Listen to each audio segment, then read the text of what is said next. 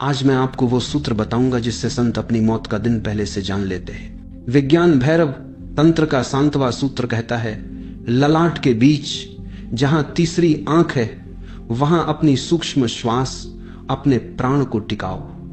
जब यह सूक्ष्म प्राण सोने के उस निर्णायक क्षण में हृदय तक उतर जाता है, तब तुम्हारे हाथ में एक चाबी आ जाती है स्वप्न पर अधिकार की और स्वयं मृत्यु पर भी। तुम भीतर उतरने लगे हो, बहुत गहरी परतों में। याद रखना, ललाट के मध्य में सूक्ष्म श्वास को स्थिर करो। यदि तीसरी आंख को जान लिया है तो यह रहस्य तुम्हारे सामने खुलता है। ललाट के मध्य वही बिंदु है जहां प्राण सूक्ष्म, अदृश्य, अपार्थिव रूप से प्रकट होता है। वहां वह स्थिर होता है, वहां वह प्रकाश बनकर बरसता है। और जब यह प्राण, यह प्रकाश की वर्षा सोने के अंतिम क्षण में हृदय को छूती है, तब एक अनोखा चमत्कार घटित होता है।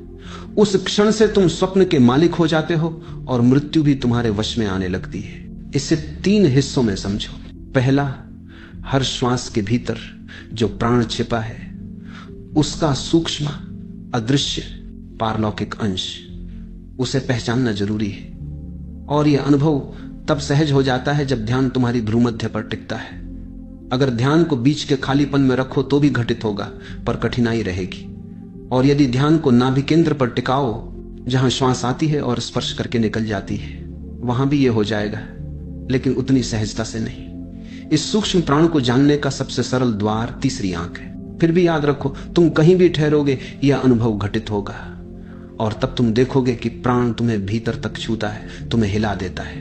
दूसरा, यदि तुम प्राण की धारा को भीतर बहते हुए अनुभव कर सको तो मृत्यु का रहस्य भी खुलने लगता है। जब तुम सूक्ष्म श्वास, प्राण को महसूस करने लगते हो, तभी से संकेत मिलने लगते हैं। मृत्यु से लगभग 6 महीने पहले तुम जान सकते हो कि समय आ रहा है। यही कारण है कि इतने संत अपनी मृत्यु का दिन तय कर लेते हैं। यह कोई रहस्य नहीं है, यह विज्ञान है।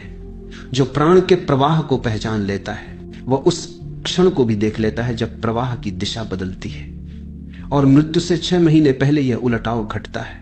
अब श्वास प्राण को भीतर नहीं लाती, उलटे बाहर ले जाने लगती है।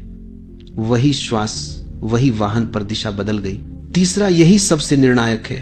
तुमने प्राण को नहीं जाना, सिर्फ श्वास को देखा है, और वाहन तो वही रहता है।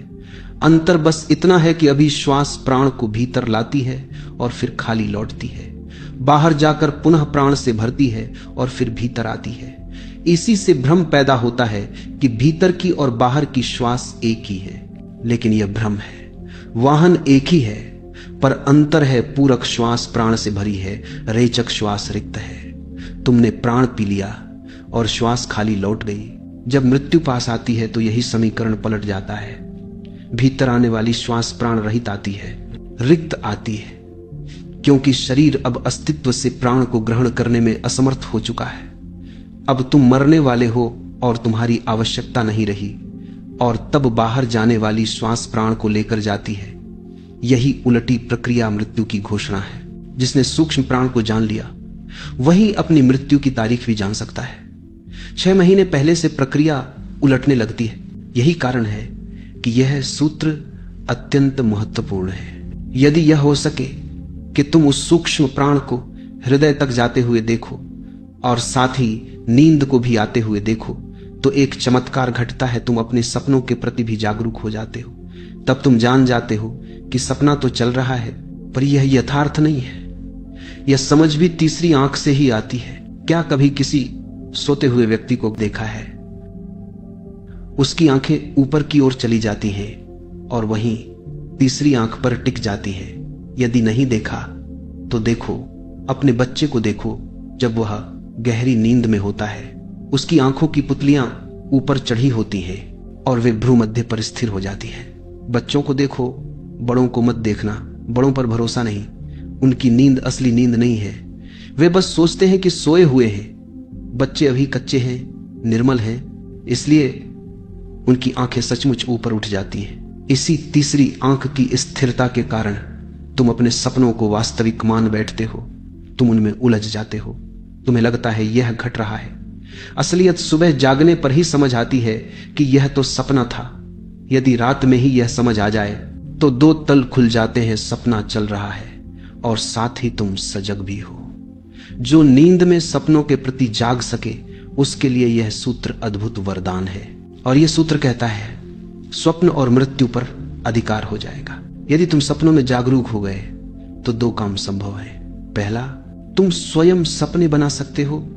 अभी तुम कितने असहाय हो, इतने असहाय कि अपने सपने भी रच नहीं सकते। मनुष्य कितना दुर्बल है, वह चाहकर भी कोई खास सपना नहीं देख सकता। सपना अपने आप घटित होता है, तुम उसके निर्माता नहीं, बस शिकार हो।